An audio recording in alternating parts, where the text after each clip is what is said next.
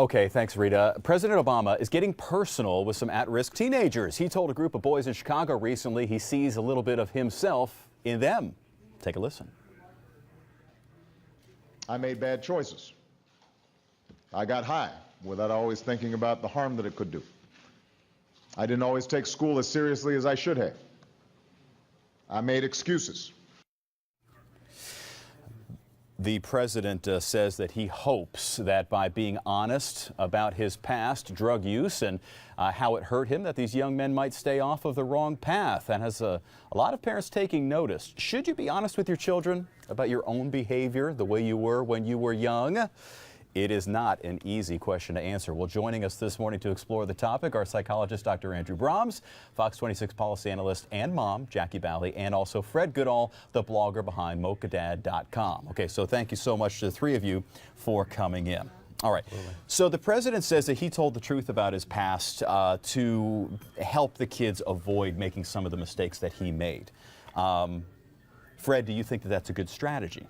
Oh, I think it's a very good strategy. I mentor a group of young men right now, and I often let them know that the struggles they're dealing with are the same struggles I dealt with when I was their age. So I tell them about some of my youthful indiscretions. I am thankful there was no social media or video cameras back then. Yeah. But I think it really helps them to connect and understand that these are common things and it's something that they have to overcome. Here's the tough part, though, Jackie. Couldn't somebody read into that and say, well, look, you did cocaine and you became the president? That's exactly what I was thinking. He's saying, okay, I made some mistakes, but I'm now president of the United States. Yeah. It all depends on the group that he was speaking to and the age level. I think it's very important that we have open communication with our teenagers and our young men and women about drug use. I know that as a mom of two teenage boys, we talk about it, and it's something that I bring up not just you know, a lecture, but it's something that's brought up maybe casually, because it's important that they know that this is bad. These things are going to happen as you get older, and you're going to have people trying to sway you and put you in the wrong direction. Sure. What do you think, Dr. Brams? I agree with Fred and Jackie. I think that it's important to talk about it. It's kind of like the big pink elephant in the living room. Yeah. It's like one of those things that's everywhere. It's accessible to everything, and no one's going, hey, let's talk about the big pink elephant, you know, that kind of thing. When you talk to your kids, it's important that you're not too nonchalant about your drug use, like, oh man, I went in college and I was, What you want to do is you want to normalize the pressures. You want to normalize those kind of things and so forth, but you want to be very serious and very adamant about your opinions about drug use and the exposure to it and so forth. So it's very important that you normalize again and validate the pressures and the access and the desire to do it, but then to really minimize and be very serious about the point of, you know, using it. Doctor, but how do you avoid giving those mixed signals, you know, where the child says, well, you did it, so why can't I do it? You know, how do you say, well, it was okay for me, but it's not okay for you?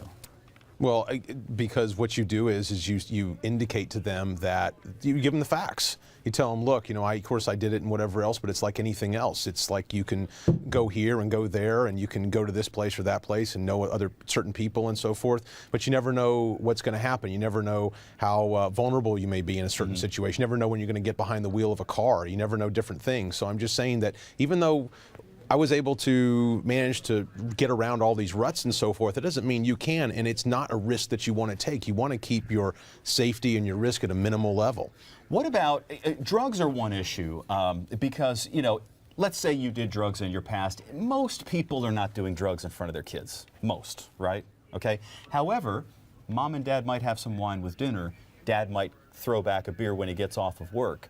Does that make the discussion more difficult when you talk about preventing your teens or college students from binge drinking because they've seen you drink?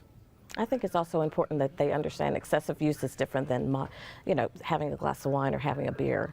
They need to know what the difference is. They need to know what the signs of alcoholism is. They need to actually know that when you drink 3 to 4, whatever you're drinking, and then go behind the wheel, what the ramifications of that might be. So I think that's a very important thing, and actually it's a great discussion to have over dinner, because that's usually when families are getting together and gathering and making most of their having serious discussion. And Fred, when it comes to binge drinking, I mean, the teenagers need to know that nothing good comes out of binge drinking, right? I mean, think about all the horrible things, especially that happen to women when they have had too much to drink. I think we really need to talk about the risks of binge drinking, the health risks, especially with drunk driving, because kids don't always see what the outcomes could be in the long term. They see, hey, this is fun right now, we're having a great time. They really need to understand the risks. They need to understand they place themselves in danger, they place other people in danger.